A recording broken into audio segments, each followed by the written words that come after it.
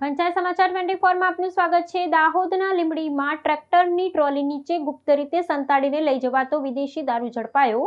પોલીસે ટ્રેક્ટર સહિત કુલ ₹4.55 લાખનો મુદ્દામાલ જપ્ત કર્યો। દાહોદ જિલ્લાની લીંબડી પોલીસે સઘન પેટ્રોલિંગ દરમિયાન મળેલી ગુપ્ત બાતમીના આધારે વિદેશી દારૂની હેરાફેરીના એક અનોખા કિમિયાનો પર્દાફાશ કર્યો છે।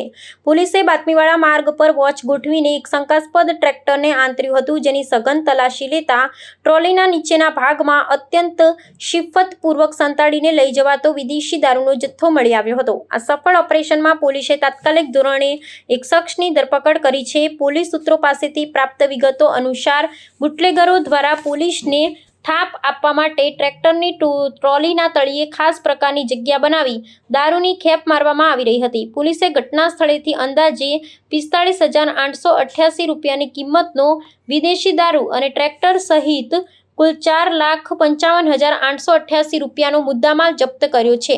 ઝડપાયેલા શખ્સની પ્રાથમિક પૂછપરછમાં માલુમ પડ્યું છે કે બુટલેગરો હવે ચેકિંગથી બચવા માટે કૃષિ વાહનોનો પણ ઉપયોગ કરવા લાગ્યા છે। આ અંગે લીંબડી પોલીસે પ્રોહિબિશન એક્ટ હેઠળ ગુનો નોંધીને પકડાયેલા આરોપી વિરુદ્ધ કાયદેસરની કાર્યવાહી હાથ ધરી છે।